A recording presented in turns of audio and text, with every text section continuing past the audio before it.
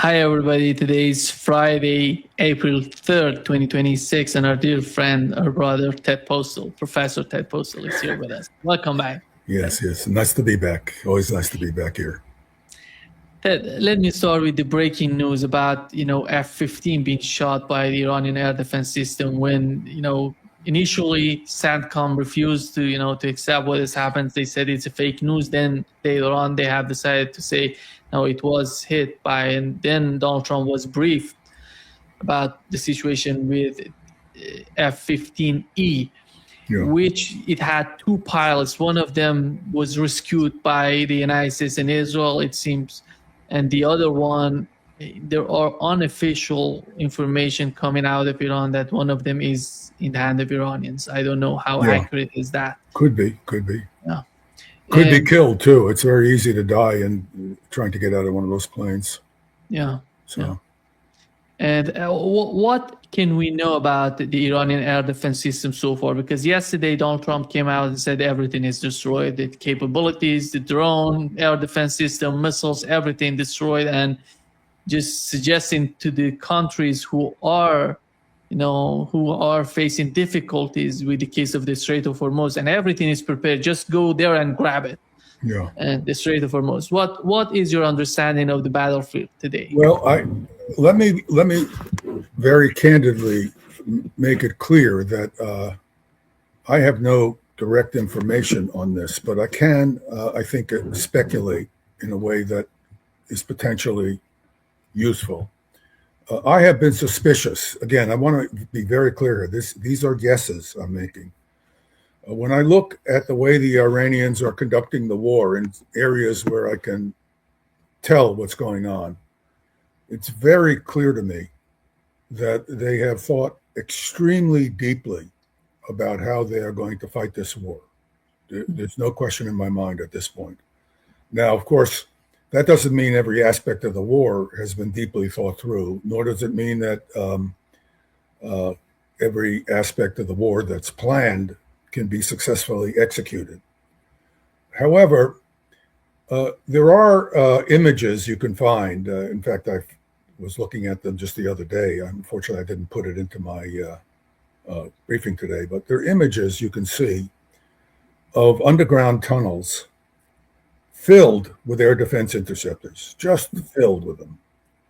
And seeing that caused me to guess, underscore, this is a guess, that the Iranian air defense plan was to accept that they were going to take very heavy damage initially against the air defenses, because once you put one of the, it's like you can almost think of these things as in a trench warfare, getting up with a bright orange vest on you and yelling, come at me. Once that radar starts emitting against an advanced adversary like the Israelis and Americans, you really have a tough time keeping one of these things functioning. And however, a very good strategy would be, and this is what I had been thinking about earlier, but again, I'm thinking now we're beginning to see that strategy play itself out, is to basically keep your air defenses underground and protected, and accept that initially what air defenses you have exposed are going to be destroyed rather quickly and rather efficiently. However, once the war continues on, you cannot keep airplanes over target areas all the time. Combat jets, they only have an hour or two over a target area at best. They consume fuel very fast when they're over a target, because you can't just mosey around casually. You could be under attack at any time, so you need to be prepared to put on your afterburners. You want to be able to move fast, so you can maneuver. You have to be fast moving to maneuver against interceptors. So it seemed to me, I was guessing early, and of course it's still a guess now, that what the Iranians were doing what we're going to do with their air defenses was to keep them largely protected, and every once in a while put one up and actually probably use visual information more than anything else initially before they turn the radar on and actually go after something. And that's not impossible to do. Jets, just like drones, make a lot of noise. You should be able to hear jets at tens of kilometers range if you have good acoustic sensors. These would be acoustic. I'll actually show you some World War I acoustic sensors. They're kind of a little bit of a joke, but they're real, and they were used effectively. So what you do is you survey the scene using much less than optimal sensors, but remember, you have an adversary who's patrolling over your air all the time looking for targets. And so what happens is you get targets of opportunity. And when you get the targets of opportunity, you have a radar system that's cued to the sound system or maybe an infrared system. Infrared is going to be hard to use during the day, but at night you may be able to use it to look for air targets. But my guess is it's acoustic systems, because they're not nearly the joke people think they are. You can get 10 or 15 kilometers range out of an acoustic system against a jet. That's all you need, because they're going to be over your area. If you're Tehran, you can have these things all over the place. So once you have a bunch of these things operating, you have air defenses that are largely quiet, you then use them as opportunities present themselves. And that's probably how we lost this F-15, we, the Americans. It was an American F-15, I think. Is that? Yeah, it was. Yeah, and that's how we lost an F-35, because they're stealthy, but they make noise. And, when you're in close, the radar has enough power to track you. It's hard to find you in the clutter, especially when you have a low radar cross section. You fly low. You typically have jammer support when you're coming in. The jammer, of course, because you have a small radar cross section, the jammer doesn't have to shout that high. It's like, if you're sneaking in on someone and it's a very noisy background, it's easier to sneak in. You can step on a twig and not get heard. So that's why the small radar cross section is very effective, because along with jamming and other aids. But these guys probably don't have all this electronic countermeasure support all the time. So the Iranians are sitting there and they're recognizing that, one jet is a big deal. They didn't shoot down 50 or 100 jets, which would be militarily more significant. But one jet's a real big deal because it's a Western jet. You may lose pilots. They may capture pilots. If pilots get killed, that's also a very, psychologically a big effect. And the fact that your jets are not impervious causes the pilots to be very cautious. For example, we saw in the Gulf War of 1991, so we're talking about 35 years ago, when we, the Americans, had aircraft over Iraq all the time, and they were looking for Scud launch vehicles. There were Scuds being launched at that time, shorter range missiles, 600-kilometer range missiles. And it turned out, the first thing the pilots do when they see a Scud launch is they start evading, because they don't know that's a surface-to-air missile. So the first thing they do is they have to, and you can't blame them. This is what you don't want to die. You have no time to react if it's a surface-to-air missile. Then it takes you some time to figure out maybe this is not a surface-to-air missile, and by that time the Scud is gone.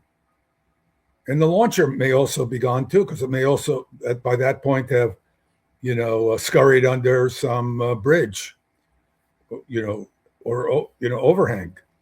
So it turned out at the end of the war, although we reported having destroyed a lot of the Scud launchers, we had actually destroyed none. There was a big air power survey done after the Gulf War of 1991. And in the air power survey, which was done with access to all the classified information, because it was after the war, it was no longer politically sensitive, they found that no Scud launchers were destroyed, even though we had, probably thought honestly that we had destroyed a lot of them. So a lot of milk trucks probably and water trucks were probably hit, innocent people killed, but no Scud launchers. So my suspicion is what is going on now is a cat and mouse game that the Iranians are playing. They're letting our pilots know, the American and Israeli pilots know, you may be up there wandering around looking for something to kill, but there's something down there that can snap at you at any time and kill you. So you better be ultra alert. And what that does is it makes you ultra cautious and it makes your effectiveness lower because your attention is divided. So my guess is that's what's going on. And my guess is if that guess is correct, the Americans and Israelis will lose other aircraft. Not a lot, but enough. Every time you take off and you're a pilot, you know that there's a real chance that some serious capable interceptor is going to be fired at you. Modern interceptors are extremely difficult to handle using modern airplanes. The agility of the modern interceptors is very high. The homing algorithms are extremely good, and they have a quite high chance of hitting you, and they're coming at a high speed, and you may get lucky and evade one, but the reason you shoot two interceptors at airplanes, incidentally, not necessarily, we do shoot two interceptors at ballistic missiles, but there's actually a different reason for that. The reason you shoot two interceptors at an airplane is because the pilot will try to take an evasive maneuver if they see the interceptor coming. When they take that evasive maneuver, they lose airspeed. The plane is going a lot slower because you take a sudden maneuver, you have a lot of drag to take that sudden maneuver. Now you're going slowly, and it takes you time to regain that speed. And that second interceptor is 2 seconds or 3 seconds behind the first. And it's going very fast, and you have much more limited maneuver. That's why you fire two interceptors against airplanes. Against ballistic missiles, if you had a high probability of intercept, like the Israelis falsely are claiming with regard to their missile defense interceptors, you really wouldn't fire two interceptors at a target, because if I have a 0.9 probability of hitting a missile, which is, they're close to claiming that. If I shoot two missiles, then I have a 0.99 probability of hitting the missile, because I have a 0.9 probability of hitting a missile. So that means 1 out of 10 times the missile has been missed. So when I shoot at that 1 out of 10 missile, I kill 9 out of 10 of those too. So overall, I have a 99% chance of destroying the incoming missile. But if I have limited numbers of interceptors, the smart thing to do is to fire only one interceptor at a missile, because I'm killing 90% of the incoming missiles, and I'm always killing 90% of the incoming missiles every time I shoot an interceptor. Whereas I'm killing 99%, but I'm using two interceptors. I'm depleting my capabilities much more so. That's another reason why when you see all these interceptors in the air over Israel, you say to yourself, why would anybody who knows what they're doing be shooting all these interceptors? We also see that they're not hitting targets because we can tell what an intercept looks like. But all the data, if you know what you're looking at, points to a very low performance against ballistic missiles, and a serious, in fact, I'll say that shortly, a very, very serious strategic mismanagement of the interceptor forces you have.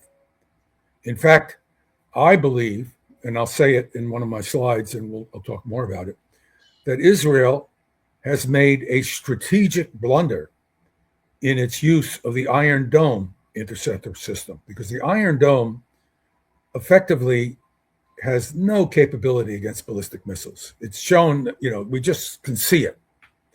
And they're firing interceptors, as I showed slides earlier. I can come back if we want to talk more about it. You see all these interceptors in the air against a single ballistic missile, nothing being hit. Even if they hit something, they fired 5 interceptors, 7. It's crazy. Now, those interceptors are extremely effective against drones and cruise missiles. A drone and a cruise missile is easier to hit than an airplane. They don't go as fast. They don't react and maneuver, when you're coming at them. They are sitting ducks for an Iron Dome interceptor. The ballistic missile is not. The ballistic missile is a waste of an interceptor, but a drone is not. So they probably have above a 90% intercept rate against drones when they see them.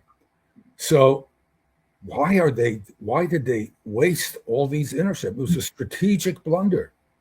They should have been keeping these interceptors back for the drone war that was part of the Iranian plan. This, to be quite honest, it kind of surprises me, because I've had over the decades, I've known a lot of Israelis, not all, only some of them are friends, because a lot of these guys I don't want to have anything to do with, but I've known a lot, I've met a lot. Remember, I'm at a prestigious university. We had a big program, international security program. I had people as guests from Israel, so I got to know quite a few of these characters, and they are, although not all of them are people I would want to really associate with, they all are extremely intelligent, and that's not because Jews are smart, like some people would say. It's because Israel is always at war, even when they're not starting wars. And so when you're a young person and young people tend to be more idealistic, and they also are more ambitious, and they tend to want to do things that they think are most useful to their society. And the very brightest go into, they're culturally challenged into different paths. If you grow up in Iran, and it's a culture where education is highly valued, and technical and scientific education is extremely high valued, and you're bright, the tendency is to go into one of these areas where people will give you respect, and you also feel that you're contributing to your country. So they get very, very smart people. In Israel, it's the same thing, and so they get, whereas the United States, it's not the same. In the United States, you get people who are interested in military activities, but they're not necessarily smart. Some of them are. So we have, but one of the things that always struck me when I was at the Pentagon, and then later on meeting all these Israelis, is how much smarter the average Israeli involved in national security issues is relative to their American counterpart. And that's because you get all kinds of people getting interested in national security, and you don't have this draw of the, if you come out of MIT or another competitive university, or a not so competitive university, but you have a lot of talent, because a lot of talent comes out of the not so competitive universities, and you're really bright and you really want to make a difference, you go and you work for AMD or Intel, or some, because that's the frontier of economic and commercial development. Or, if you're interested in the military, you might go in because you have a military background. You get a lot of the United States. We have all these characters. They're Southerners, and the South has a long tradition of military service, and those families they're elite families. They tend to be very well educated, and when you meet a very well-educated, accomplished American military officer, there's a very good chance they came from the south of the United States. We have one. We also get them from the north too, but because you have these cultural traditions, and so when you look at this strategic stumble, the strategic blunder with regard to the use of Iron Dome interceptors, you have to scratch your head. You have to wonder why. How did the Israelis? And my guess is that they proselytized themselves. They became the victims of their own propaganda. They were lying so much about this performance of this system that either for political reasons or reasons of perception, they felt like they had to keep shooting interceptors at ballistic missiles, getting nowhere, but trying to make the population think this. But this was a very bad decision, because now they're running out of interceptors, along with all the other problems they have. So I think this F-15 incident is the tip of a big iceberg, and history will play out on this. But that's my guess about what's going on. So, Ted, you mentioned the situation with the Iranian ballistic missiles and drones.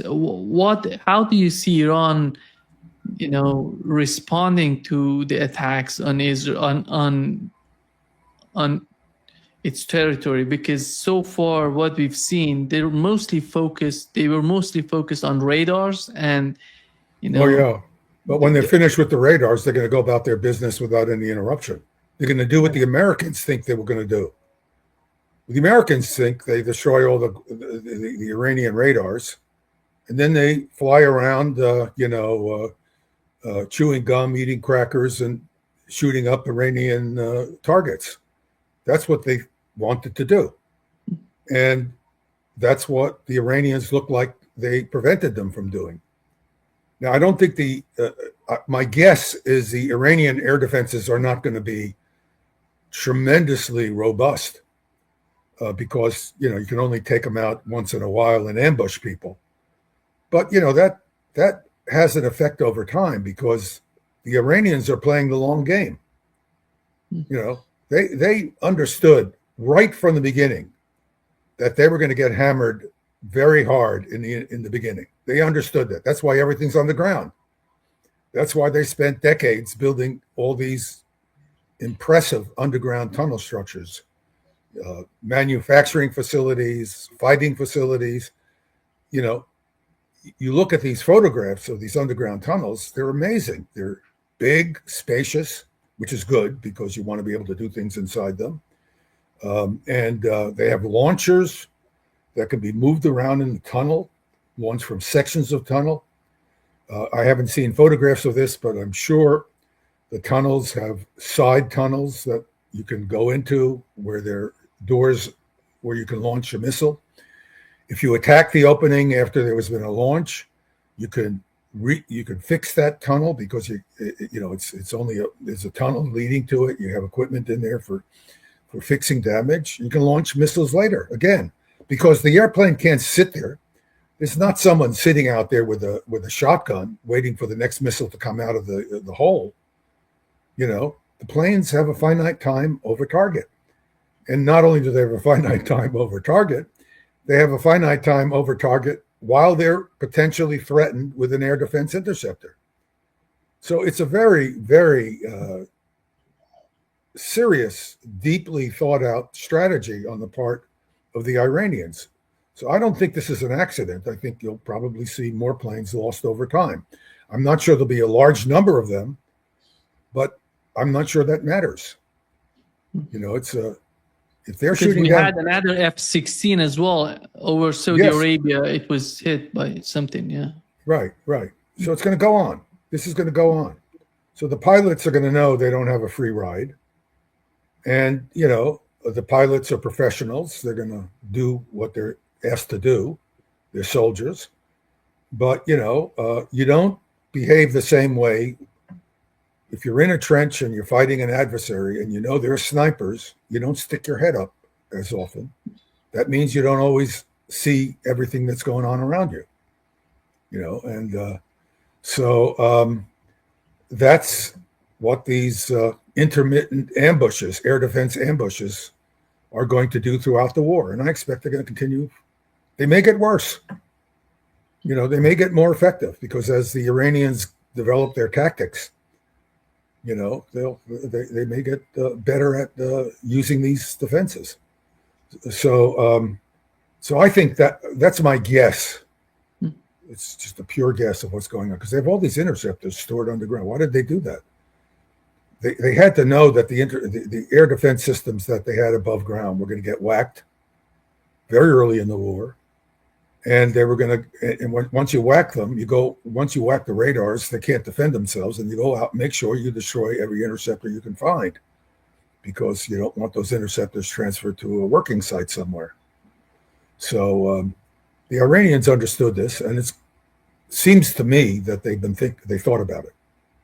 That's what.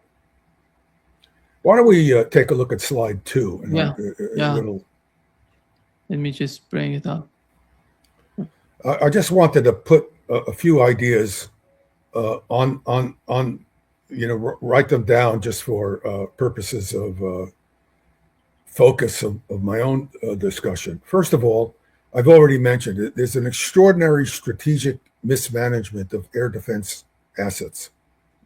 The Israelis have fired a lot of Patriot missiles, which are ineffective against ballistic missiles.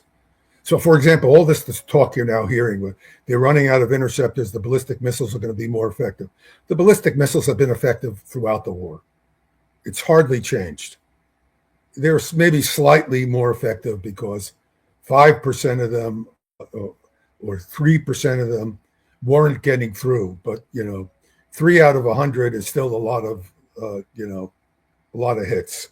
So the air defenses really had very little effect. And so it was a bad strategy to be firing lots of interceptors at ballistic missiles. You should have been saving them for the second part of the war where the drones were going to begin to become important.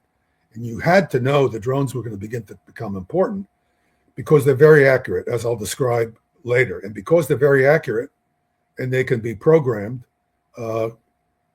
they are extraordinarily effective at causing damage. So that's one strategic blunder that the Americans and Israelis both have made. There are other, I don't know if you call them blunders, but other developments that are extremely important. Iran now has very timely and high-resolution satellite data on the targets that they might be shooting at, and that's given to them by China and Russia. Now that, again, in the let me just spin this out because I think there's a lot of talk from a very narrow perspective. You hear, like in the United States, you hear these people who are for these wars, who really don't know what they're doing, but they're for it. They say, those damn Russians, they're giving away this, they're giving them help with the satellites. Well, they need to be reminded that the United States was giving satellite data to the Ukrainians. And not only was the United States giving satellite data to the Ukrainians, they were giving them missiles. The missiles that the United States was giving them were being used against Russians and Russian territory. Vladimir Putin and other Russian spokespeople made it very clear. If you do this, we will take the opportunity when it occurs to pay you back. And this, this should have been absolutely understood that this is what was going to happen. So the possibility that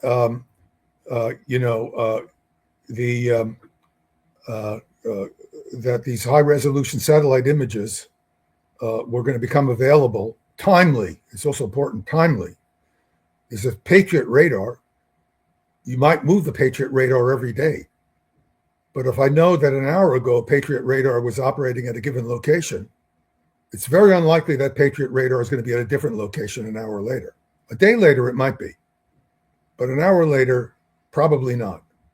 So now, if we go back to that slide, we have the next point. The ability of the drones to execute two-way communications is tremendously important, because the drones, as I'll show how these drones communicate, we now have clear technical details of the communication systems.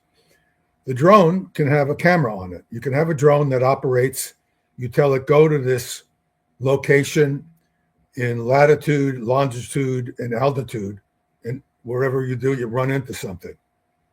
That's going to be accurate to meters, but objects change. You may not have measured the location.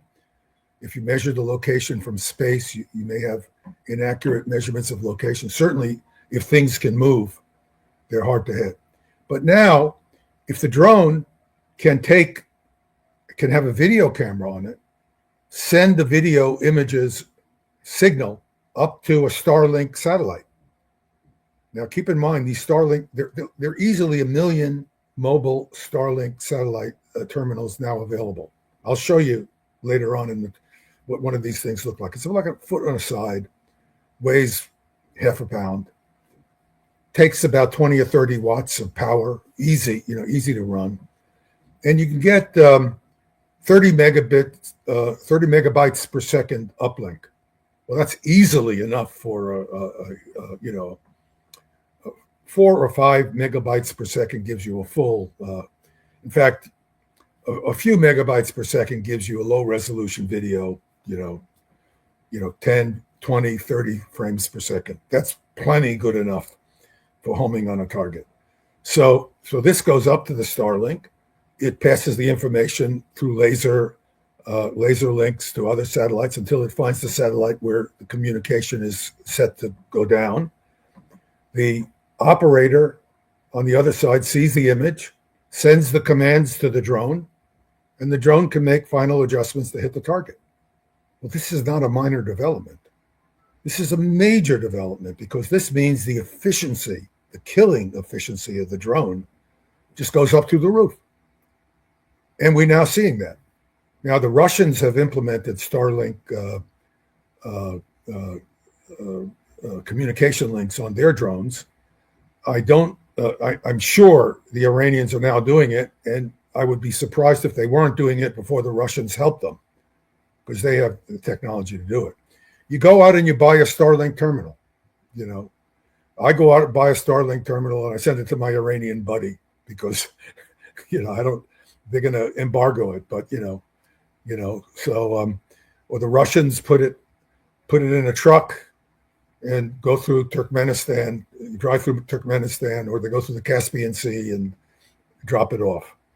So, you only need hundreds of these things, let alone thousands of them. There's more than 1 million of them out there, and they're selling them as fast as they can.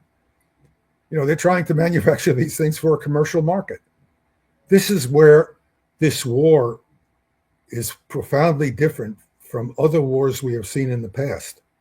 Not entirely profoundly different, because if you look at the war in Iraq, for example, we saw the introduction of cell phones, which is a very high technology device. But you can't build a cell phone. I can't build a cell phone. We can't build the chips for it, the sensing devices. But it's a commercial device. Anybody can go out and buy it. It's not controlled. There's no way to control it. There's no way to make sure that only certain people have the phone, because it's a ubiquitous commercial entity. So I can go out and buy them. All I need is a relatively competent person to know how to connect the ringing mechanism to a detonator fuse, and I have a remotely controlled improvised munition that I can use to kill Americans who are occupying Iraq and do lots of damage. Now, you can do lots of things to try to limit the effects. You can have jammers and stuff like that, but you can only be so effective. And if you have to deploy all these countermeasures, you're not just running along the roads and doing whatever you want. You're being very careful, because you don't want to get killed. Incidentally, it's not completely unlike the pilot, who has to be more careful because you don't want to get shot at by an Iranian missile. And you don't know the Iranian missile is, you don't know that you're being illuminated by the radar potentially until the very end, because the Russians, who have designed a lot of these radars that the Iranians are using, have thought long and carefully about how to use optics and radio together. So these systems have optical telescopes, and they look for the airplanes. And the reason they look for the airplanes is they want to get a good measure of where this airplane is, so that they need to turn on the radar only at the last second, so they can launch an interceptor toward them without even letting anyone know that something's coming. So you got to spend a lot of your time searching the sky, because during the daylight, seeing an intercept is not so easy. At night, you can see it because it's got a plume. But even there, if it's coming at you, you don't see the cross-section of the plume. The plume is smaller. So, it's got to be, I know from my discussions with pilots, I fly commercial airplanes with my knuckles, but, I have lots of colleagues who are combat pilots. They'll tell you they're scared to death when they're over air defenses. They're being honest, because these air defenses are potent. And, you have to react quickly enough to have even if you want to just get out of the plane before you're hit, it takes time. And if you get hit, chances are very good you won't live. So you want to be out of the plane before it's hit. So, this really puts a cramp in your style when you know they're air defenses. So we now are in a situation where there are these satellite constellations. And the satellite constellations are not controlled or controllable. It's like when you and I, let's say, phone each other on WhatsApp. We use it maybe because it's inexpensive, it's free. But that communication is totally encrypted. Now, even if the different governments have some backdoors into it, which some people claim, they can't be easily telling monitoring every conversation. Even if they monitor, they're able to not, find a backdoor for some of them. So that means that when someone picks up a phone, there's a high chance that even if there's some failure for the encryption to be working fully, there's a very high chance that no one will know they're talking except for the person on the other side. Very high chance. So if I'm sending you a video that's showing you where my home, where I'm homing, how does the other guy know? How do we know? So these links are all, there's no way to preferentially turn off the links to these drones. So you got a real problem there. Now you can just turn off the whole area. You can say no links over Ukraine. But are you going to say no links over the Persian Gulf? People are using these things all over the Persian Gulf. So how are you going to, give people, you're selling this thing, maybe there's a number, some number, encrypted number that identifies your particular communication system to the Starlink orbital satellites. But I don't know who owns this thing now. Someone in Wisconsin owns it. Meanwhile, it's flying low over the water toward a base in Bahrain. How do I know who really owns it and operates it? So it's a very difficult situation from the point of view of the American operator. So, all right. So the other issue is, I've already mentioned this, is the extreme accuracy of. You could literally have what's called first-person viewing. These drones called FPV. You can have an operator on each of the drones. My guess is there was an operator on each of the drones that destroyed the missile radars in the Persian Gulf and in Israel and in Jordan. That's my guess, because those targets were really valuable.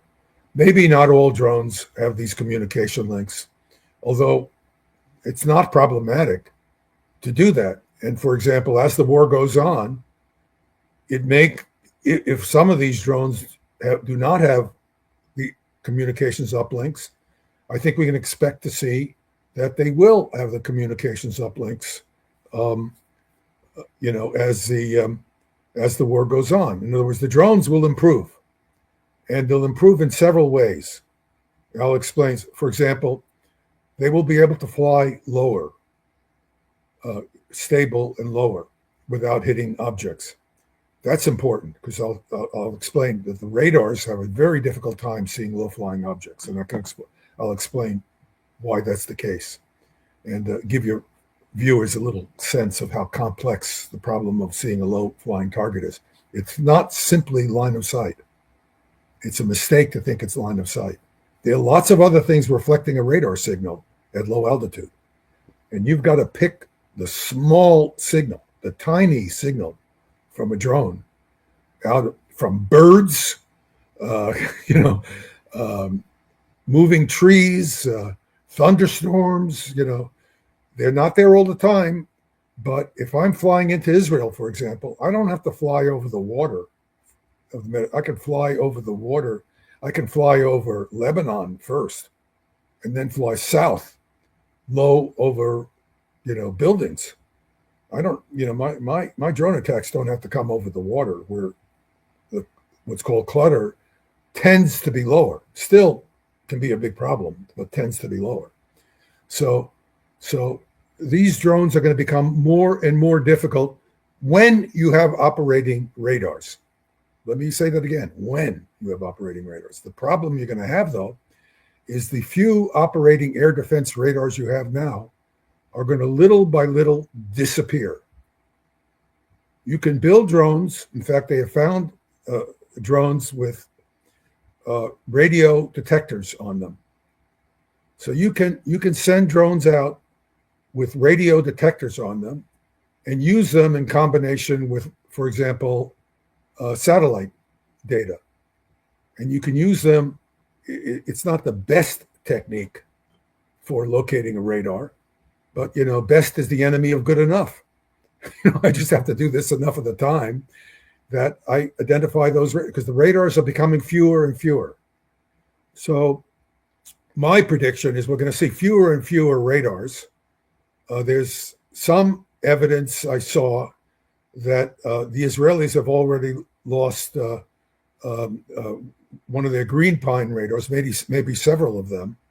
And the green pine radars are really a critical loss because the Arrow missile defense system is really not effective. Again, I don't see any reason to believe it's shooting down or it's shot down many ballistic missiles. But it is a ballistic missile radar. It's a radar built to see ballistic missiles, probably at a range of a couple of 100 kilometers.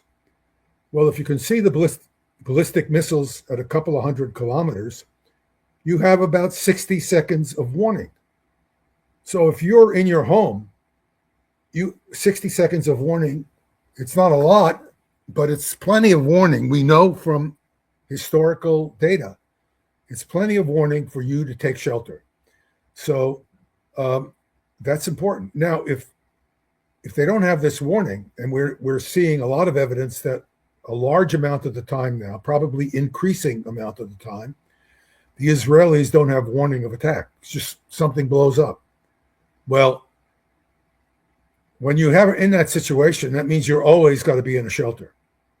So you're sleeping at night you're on mattresses on the floor or whatever in shelters, because the shelters typically are communal. They have to be, because if you want to, if the warheads are big enough, like the ballistic missile warheads are, that they can knock down your apartment building, you don't want to be in a safe room in the apartment. It's not adequate. If you're worried about artillery rockets, this was a big issue I was constantly dealing with when I was explaining why the Iron Dome was not even effective against artillery rockets. People would say, well, there's so few casualties.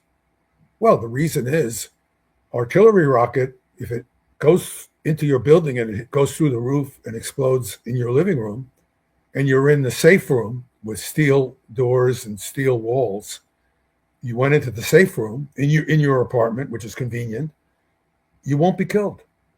You won't even be injured. So when those warheads were smaller yield, they were very unlikely to kill people if they took shelter. And it was easy to have warning because you knew when the missiles were launched. They were typically launched from Gaza or elsewhere. And, the warning times were short, but even when warning times were only tens of seconds, we know from statistical data, we have statistical data that shows the casualties just go through the floor. They just drop tremendously. But you no longer have that situation. And people know it. So they can't get a night's sleep. That's going to have a cumulative impact on Israeli society, I predict. I'm sure it's also having an impact on the people operating these military bases. They can't go to the bases. Amazingly, had no bunkers built into them. I was stunned to hear, not only did they have minimal air defenses, you'd say to yourself, you're up against this giant country. They're building drones like it's going out of style. Thousands of drones. And you don't have air defense. You haven't thought about setting up air, even if the air defenses are lots of guns. On ships, they have these phalanx guns. You can shoot down a drone with a gun if it's a sophisticated enough gun, because it's hard to hit them even with a rifle. But you can build relatively inexpensive air defense. They're only close in, but if you put a few guns around your bunkers, you could keep your troops safer. But they have neither guns nor bunkers. So that's another incredible strategic mismanagement. So I think we're now facing the situation where we have a near collapse of the early warning system, which I think will collapse if it hasn't already. It's hard to know how badly it's collapsed already. And you're also going to have a collapse of any kind of air defense, which means the drones will just be coming in routinely, finding their targets and destroying things. Now, the drones don't have as big a warhead as the missiles carry, as the ballistic missiles carry. But so what? Death of 1,000 cuts is still the death. If I want to destroy a water desalination plant, and I have the precision to hit these big pipes that are coming out of the Persian Gulf, carrying seawater up to a plateau where these membranes are being used to desalinate the water, I can destroy those pipes. 100 kilograms of high explosive on that pipe is going to open it, no question about it. The desalination plants with all these diffusing columns, those are in buildings. Those buildings are not hardened. So the fact that you have drones, that you're not using large yield warheads, doesn't mean that you can't cause your adversary to suffer the death of 1,000 cuts, especially when you have tens of thousands of ways of cutting your adversary. So the bottom line, if we go back to the slide on number 2, is that Iran unambiguously has the ability to end the resolve to respond in kind to any escalation taken by either the Israeli or U.S. governments. So when Mr. Trump says, "Well, I'm gonna bomb you into the Stone Age," well, let me tell you, Mr. Trump, the Iranians can bomb you into the Stone Age too, because Anytime you want to know how it is to live in the Stone Age, let me just turn off your heat and electricity, and you can live in your house and freeze to death or swelter to death or walk, and not get food at stores. And, you want to talk about the Stone Age. You don't have to be bombed. Your house doesn't have to be bombed directly to be in the Stone Age.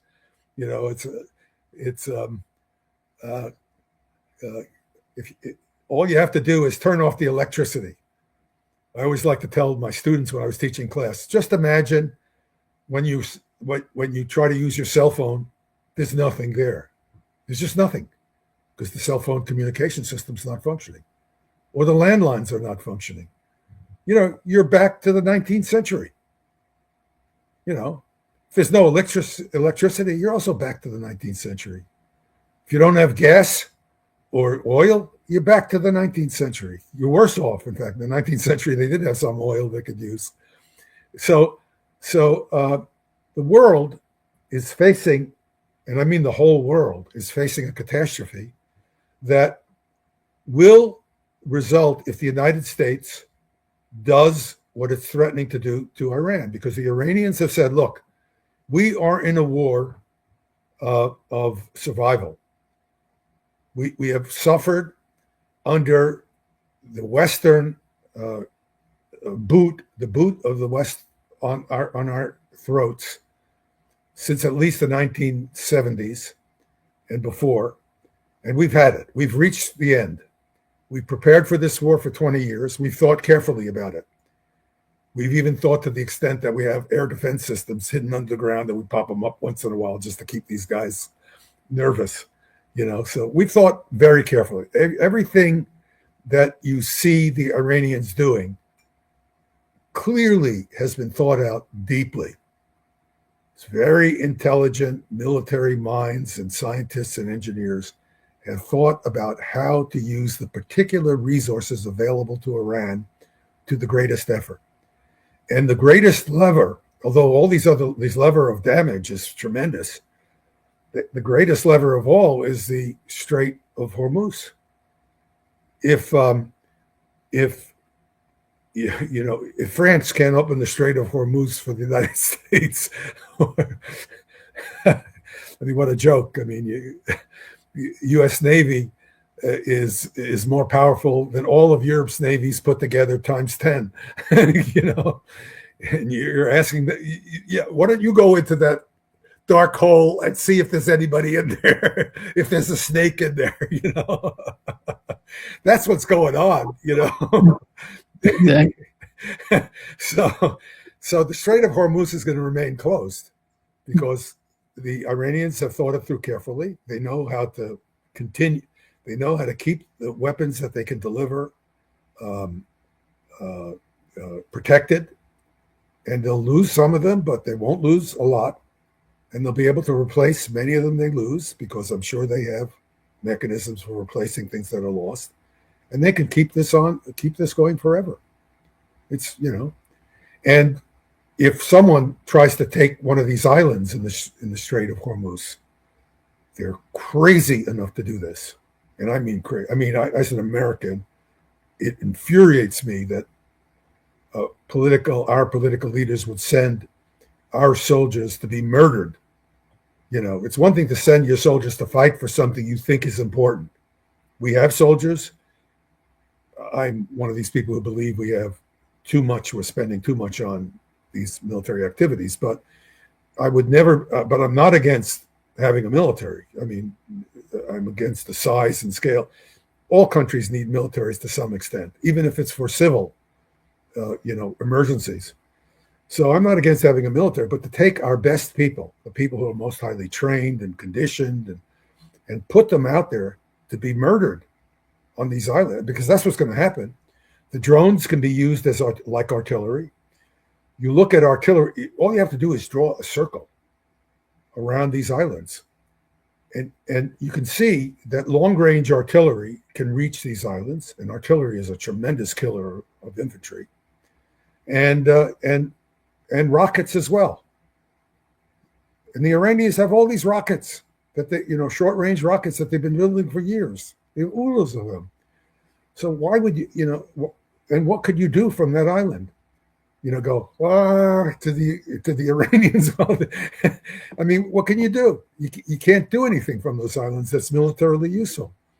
So it's clear that the Americans are losing the war, and although they're lying like crazy, and this angers me because it's not only to the rest of the world, it's to the American people. It's to me and my friends and my soldier friends who I don't want to see their lives thrown away for nothing. It's outrageous that you would do this to your own people. So that's the situation we're now in. Yeah. Now, go ahead. I'm sorry. Yeah. Ted, before wrapping up, there are always, people are thinking about the escalation, and the ultimate escalation would be the use of nuclear weapons. Yes. And many people are talking about it. Before wrapping up, what is your understanding if the escalation gets to the nukes? I think if escalation gets to the nukes, Israel will cease to exist.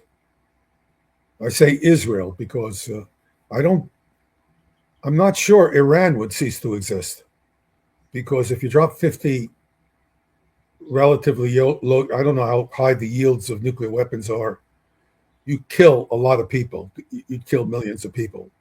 But Iran's a big country. Incidentally, this should not be taken as a statement, though we could get, I don't mean this at all. I think it would be a human tragedy on a scale that we have so far, fortunately, not yet seen. But Iran might not actually cease to be a country, because it could do tremendous damage with tens of nuclear weapons to Iran. But these weapons are finite in what they can do. And you could kill millions of people, no question. But Iran is a country of nearly 100 million people. And, God help us. I mean, I hope. But Israel, 10 or 11 atomic bombs with the yields that Iran now can deliver, if they do the work after they have been struck. If Israel strike, if they don't have nuclear weapons now, and they say, okay, you have done this now to us, and the fatwa no longer counts, because the fatwa says, if you do something like this to me, the gloves are off. We can strike back. I don't regard that as anything peculiar about Islam. If you did that to my country, I would not allow you to get away with it. I'd not want you to think you could ever get away with it, because I'd never want you to try. And that's what I think the Israelis have to understand. If they try, they will be destroyed, because 10 nuclear weapons is enough to destroy Israel as a nation state. And we saw that in the last talk I gave. I talked a little bit about just Tel Aviv. I talked about 3 nuclear weapons there. There are 8 more that are available immediately. And, over time, there could be more available too. Doesn't have to be 11 nuclear weapons in the first few months. It can be 11 nuclear weapons in the first few months, and then a year and a half later, another nuclear weapon, and a year and a half later, another nuclear weapon. This doesn't have to be the end of the nuclear of the war. It's only the end if the world is destroyed. When we think of these wars between Russia and the United States, where thousands of nuclear weapons get exchanged and these countries cease to exist, we don't assume that there are additional nuclear weapons being used later on. But in a war that's confined to the Middle East, to Southwest Asia, who knows what we could see? And incidentally, let's hope we never see it. But the idea, of course, and it could spread to a global war, of course. And of course, the number of people dying would be enormous, because if you lose the oil production capabilities, which would certainly be part of that outcome, would certainly be part of that outcome. The oil production capabilities in Southwest Asia, the world will be starving. There's all kinds of fertilizers, additional chemicals that are produced along with these oil and gas, and a lot of countries in the world desperately need these fertilizers to be able to grow enough food for their populations. This is going to be Armageddon on a scale that people haven't even begun to grapple with. And it's about time that somebody in the White House wake up. And I'm talking about the White House.